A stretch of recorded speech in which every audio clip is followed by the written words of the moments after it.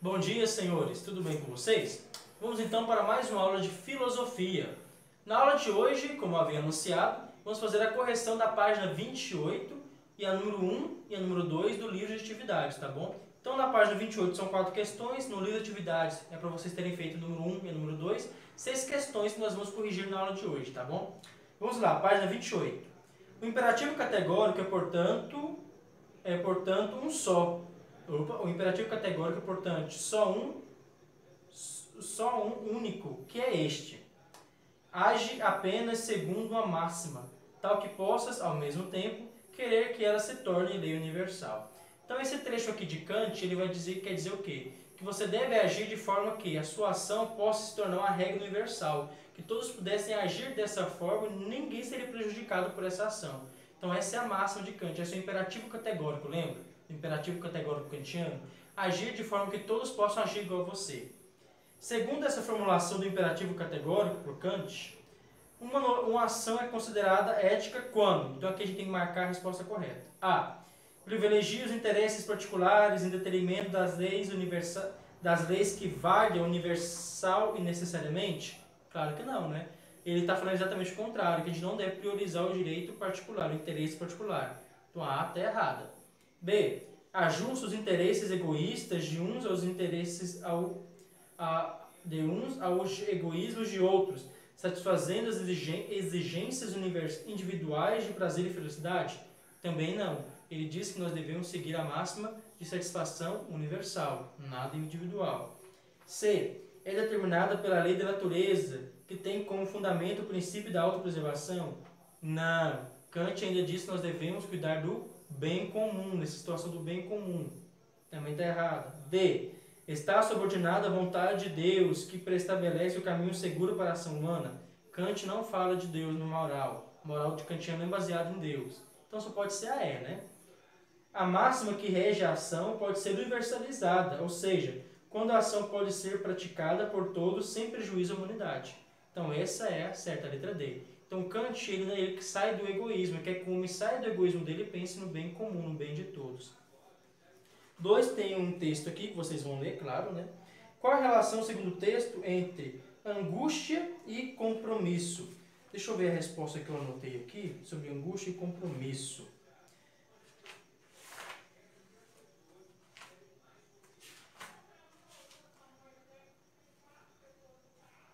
Assim, o livro fala o seguinte: porque a angústia do homem nasce da consciência de sua plena liberdade e principalmente da corresponsabilidade por suas escolhas, as quais engajam toda a humanidade e se apresentam como modelos de conduta desejáveis. Então, está falando aqui do existencialismo, né? A angústia do homem ela nasce diante dessa questão da responsabilidade, que ele tem que ser responsável por suas ações, só ele é responsável pelas suas ações. Ao mesmo tempo que ele sente essa angústia de suas ações, de sofrer as consequências das suas escolhas, ele deve fazer com que as suas ações ainda sejam exemplos para a humanidade. Então ainda vem esse compromisso de contribuir com o bem da sociedade, contribuir de alguma forma com o bem do conjunto social, porque aquela decisão que eu tomo, ela atinge a todas as pessoas. Então, se eu decido ser professor, como eu dei exemplo na aula, essa minha decisão atinge todo ser humano. Porque eu vou dar aula para vocês, eu vou impactar de alguma forma a sociedade. Se eu escolher ser médico, eu vou impactar de outra forma. E escolhendo ser professor e não escolhendo ser médico, a minha ausência como médico também vai impactar a sociedade. Então, ao mesmo tempo que eu tenho essa angústia de sofrer as consequências da minha escolha, eu sei que as minhas escolhas elas têm um compromisso com a sociedade, tá bom? Então, essa é a relação de compromisso e escolha. 3. Leia com atenção o seguinte trecho, que você já deve ter lido, né? Segundo o texto, por que é possível o homem... Vamos ler esse texto, ele é pequenininho, dá pra gente ler. Gente, 4 minutos. O homem apresenta-se como uma escolha a fazer. Muito bem.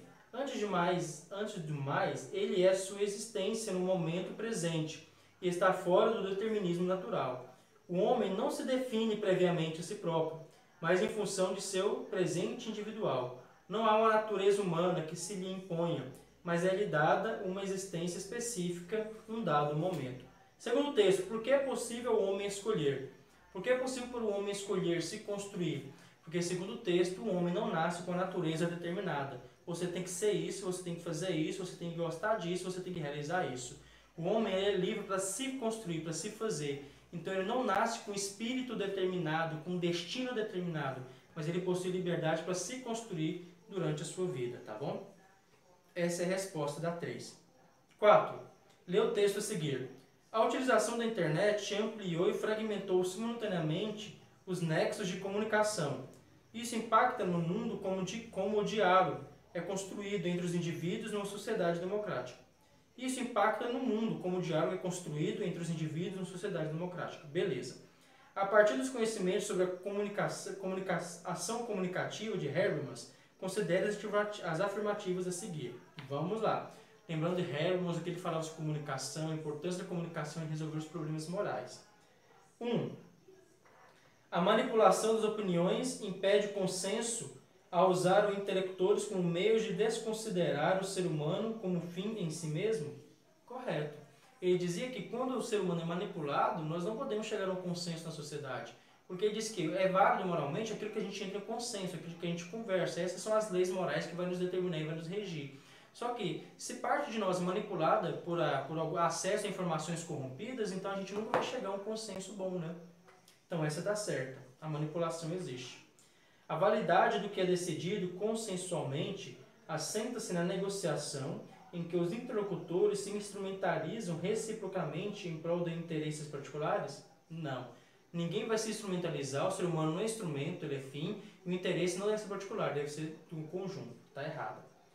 Como a regra do discurso que busca o entendimento, devem ser excluídos os interlocutores que, de algum modo, são afetados pela norma em questão.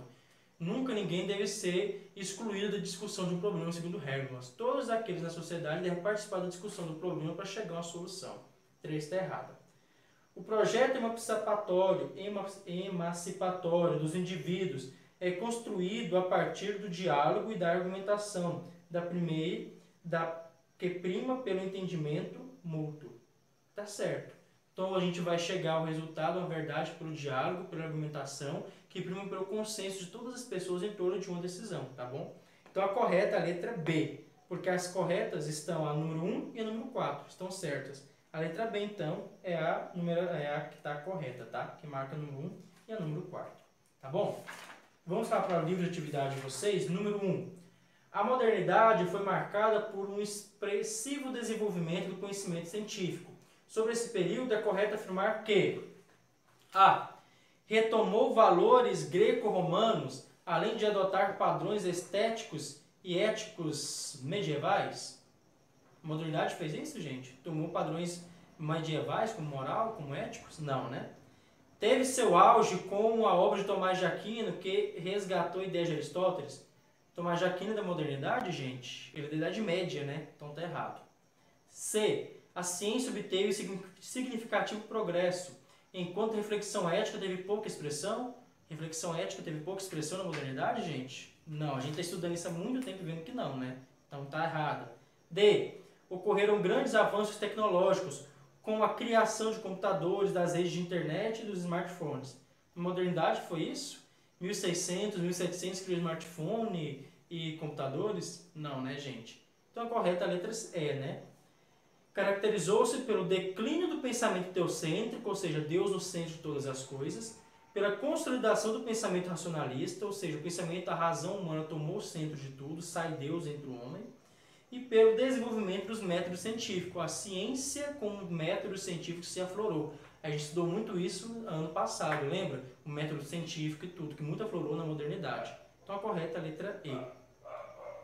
2. Sobre a natureza humana e a crise dos valores do mundo contemporâneo, considere o texto a seguir. Nos tempos modernos, experimentamos uma inversão dos valores morais, que são o fundamento da ética. O desenvolvimento da ciência e da tecnologia foi tão grande, né, rápido e intenso, que assumiu dimensões inimagináveis. Diante desse espantoso e vertiginoso desenvolvimento, o homem foi empalidecendo, perdendo sua posição central. Sobre isso, assinale a alternativa correta. Vamos lá. Então, esse texto ele falava que a modernidade, a gente avançou tanto, que o homem deixou de ser o centro do mundo, o centro do universo, o centro das reflexões, E aí, muitas vezes ele se torna apenas um instrumento para se chegar a algo. O homem não é mais um valor absoluto que todo mundo preza por manter, mas até mesmo a vida humana pode ser instrumentalizada em prol de uma tecnologia, em prol de um avanço científico. A modernidade está menos presente na tecnologia que na técnica. A aparelhagem tecnológica não paira acima da natureza. É errado, né? Segundo o texto, muitas vezes a natureza humana, a tecnologia ela supera a natureza, né? Nós superamos a natureza humana, a gente não consegue voar naturalmente. Com a tecnologia a gente consegue voar. Então, olha só, a tecnologia assume, está por cima da natureza.